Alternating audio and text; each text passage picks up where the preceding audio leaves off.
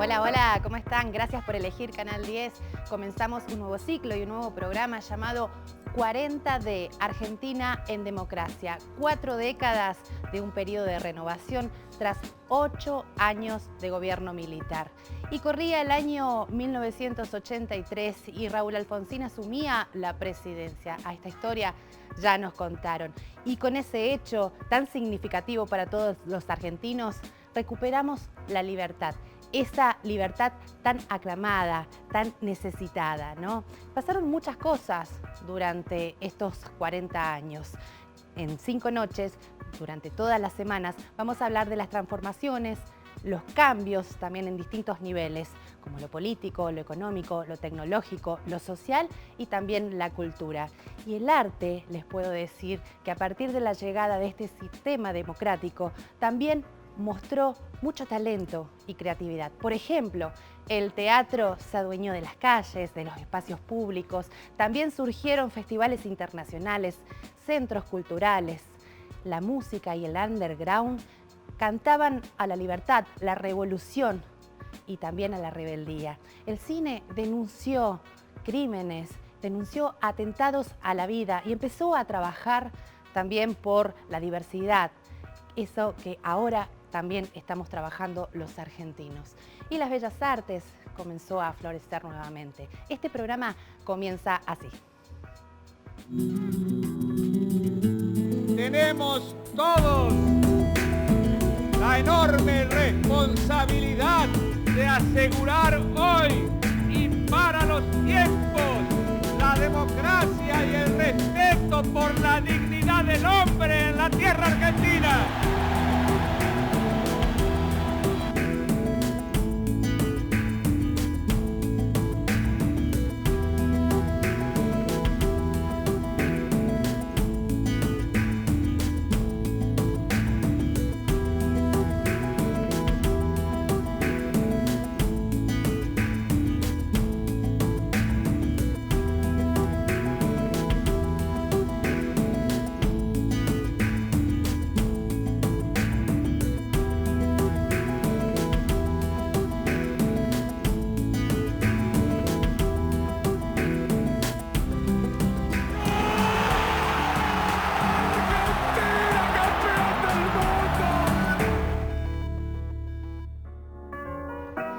De Argentina en democracia, y qué lindo que es poder hablar en este lugar, en este sistema de libertad, ¿no?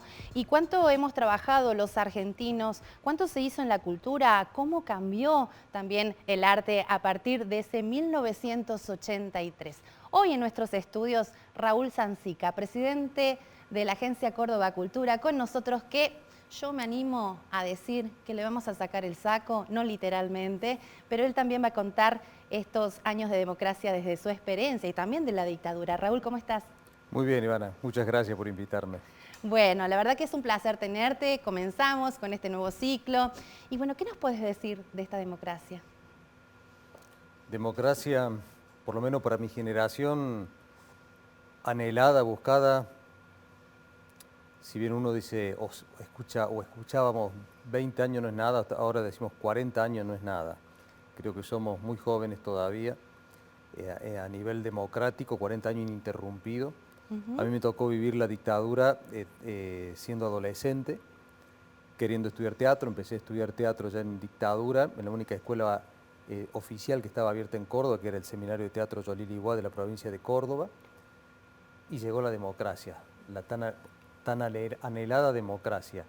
Esa democracia que nos encontró a todos juntos, a todos unidos en la calle, volver a tomar los espacios públicos, encontrarnos con las manifestaciones de otros colegas, de otros amigos, del pueblo que quería manifestarse. Y el arte tenía mucho que ver con esto también, resistiendo en un momento muy duro y explayándose y empezando a alargarse sin ningún tipo de censura a partir de la apertura democrática.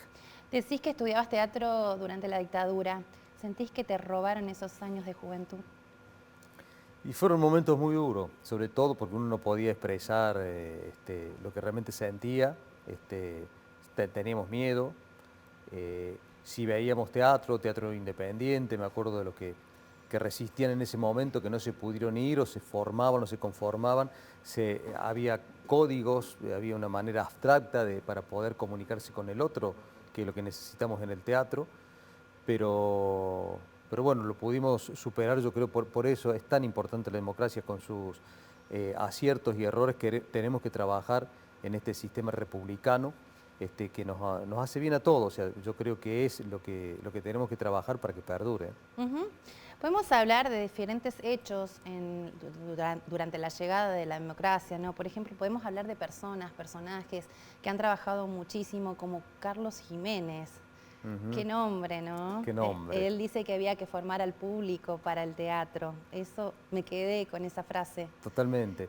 Bueno, para lo que no lo reconoce, no lo tienen presente, Carlos Jiménez, él en el exilio se fue por Latinoamérica, llegó hasta Caracas, Venezuela, donde creó el grupo Rajatabla, el primer festival internacional de teatro de Caracas, llegó a ser uno de los más fuertes festivales del mundo. Y cuando vuelve la democracia acá, él le propone al gobierno democrático hacer un primer festival internacional de teatro, que era el Festival Latinoamericano de Teatro, y que para todo el mundo hasta hoy lo recuerdan, y fue el primero en la Argentina. O sea, acá en Córdoba es el primer Festival Internacional de Teatro, que era el latinoamericano.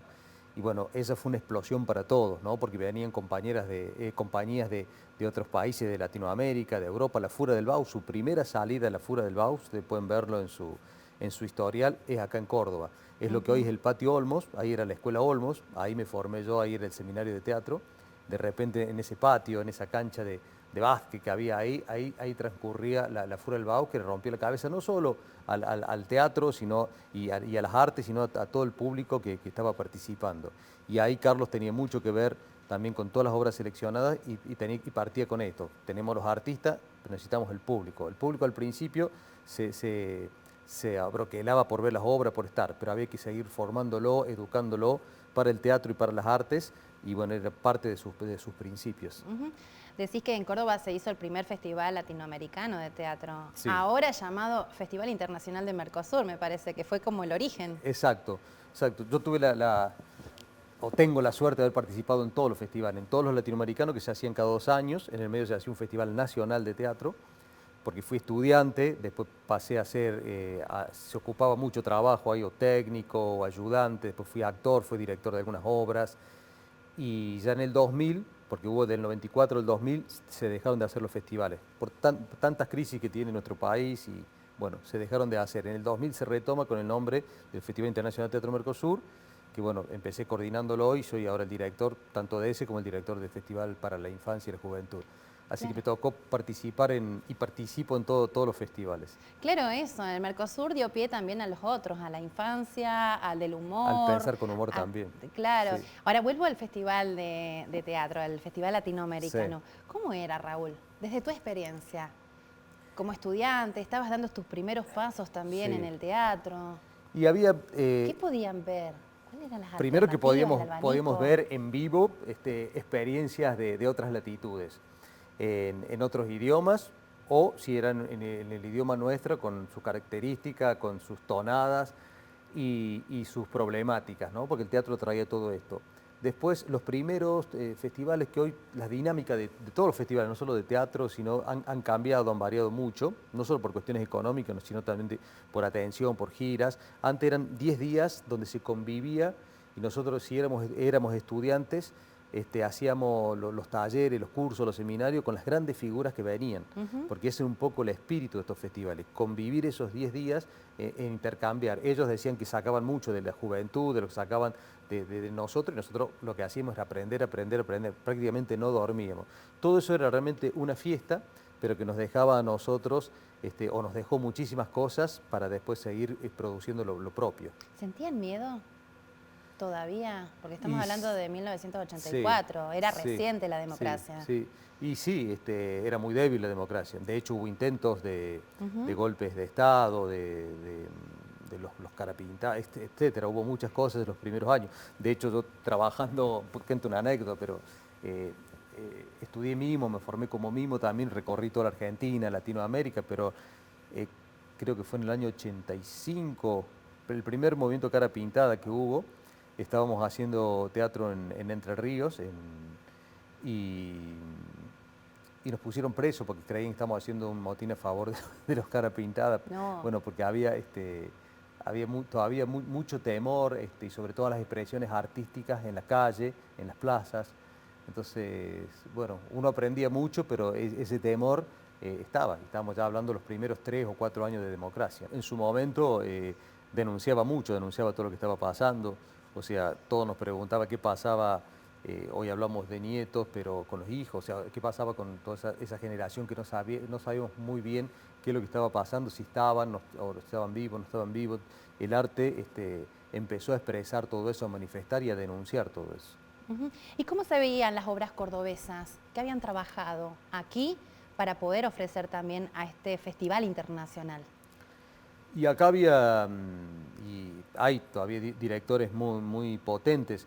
No nos olvidemos también que muchos de esos directores que se fueron en el exilio en distintos momentos de la dictadura, muchos se fueron por Latinoamérica, otros después cruzaron el charco a Europa, pero hablo del LTL, el Libre Teatro Libre, después estaba el Teatro La Chispa, otros que se fueron para Francia, toda esa gente que iba y volvía y otra gente que se quedó acá, que estuvo construyendo, produciendo cosas, como te decía al principio, de una manera mucho más simbólica, abstracta, para poder transmitir todo eso. Entonces había como que decodificar ciertas cosas. Por otro lado también estaba todo lo que era el costumbrismo cordobés, que era mucho más popular, pero también que acercaba a mucha gente al teatro, caso Miguel Iriarte, y el elenco oficial que existía. Tenemos la comedia cordobesa, que ya tiene prácticamente 63 años, sí. Tuvo que transcurrir, vivir también en esa época, en ese momento su hábitat, su zona de hábitat era el Teatro del Libertador, en ese momento Teatro Riverindarte, no estaba el Real recuperado, eso se recupera a fines de los 80, entonces había un solo teatro y ahí estaban todos los cuerpos artísticos de la provincia, incluido la comedia cordobesa, la comedia infanto-juvenil y el elenco de títeres. Y Raúl, cuando viajaban, por ejemplo, las obras cordobesas, ¿hablaban del tema afuera? Sí. Sí, porque era un tema común de Latinoamérica. En mi caso particular, teníamos un grupo independiente que se llamaba En Trámite, viajamos por toda Latinoamérica. Usufructábamos la X era la patente de Córdoba, entonces el ser cordobés nos abría muchas puertas. Recordemos que en esa época no había internet, la comunicación era distinta, entonces vos llegabas a un lugar y por ser cordobés, siempre encontraba algún cordobés o alguno en materia teatral que había estado o estaba en algunos de estos países de toda Latinoamérica. Y ser cordobés, el Festival Latinoamericano era el punto máximo que todos querían venir a Córdoba, lo que estaba pasando en Córdoba. Entonces eso nos hacía sentir muy orgullosos porque eso nos hacía ver también la historia de Córdoba, ¿no? Así como fuimos lo que hicimos la reforma universitaria, el cordobazo, la reforma universitaria, la primera universidad del país, o sea que Córdoba tenía mucho y tiene mucho para dar, yo creo. Es muy cierto el mito de la Córdoba la revolucionaria, ¿no? En todos los niveles, Sí, en todos los ámbitos. Sí. Raúl, y en ese momento también se dio una obra que fue muy importante, que fue la ópera rock. La ópera rock. Ahí se levantaba una bandera de rebeldía, ¿no? Sí, y fíjate, una ópera rock. Con recursos líricos. Sí, y con actores, todos actores y actrices independientes, de un formato que diríamos, de Ricardo Suet, la dirigió, un talento increíble, un genio, que se hizo acá en Córdoba, se hacía en espacios no convencionales, y me acuerdo que se llevó a Carlos Paz, temporada de Carlos Paz, o sea, un contraste a las compañías de revista.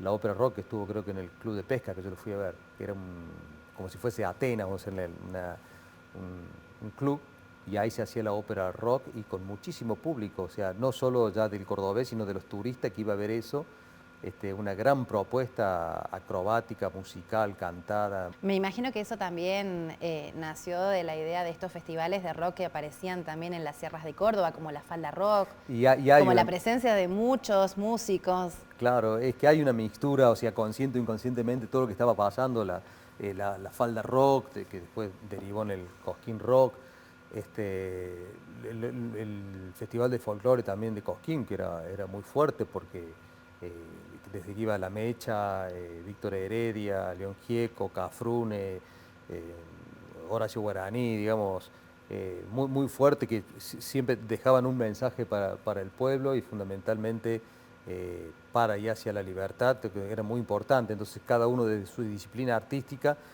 porque no solo en el teatro, en la música, en las artes visuales, empezamos a conocer a los Alonso, Claro. digamos, cómo se expresaban también los artistas visuales, ¿no? Bueno, vamos a hablar un poquito de todo en este programa 40D, Argentina en Democracia.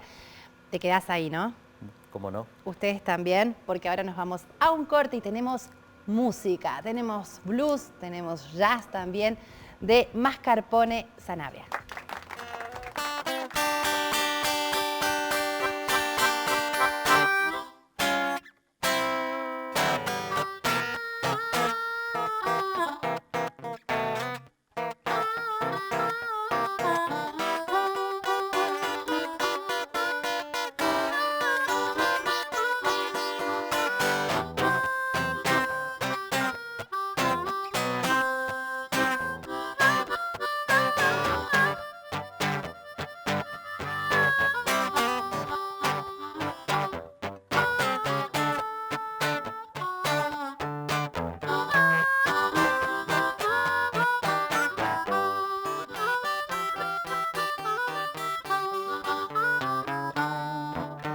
No puedo entender tu enojo,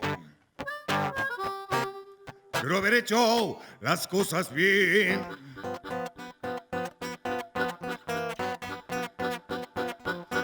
Una mentira, un entredicho, tiraron por la borda tu amor.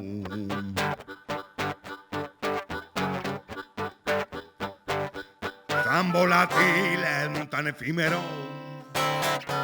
que de las ruinas de ese tu amor.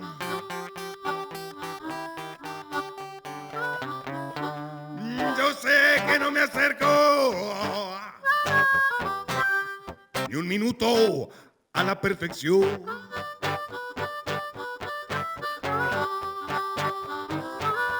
El blues y los amigos son mi vida, mi bendita perdición.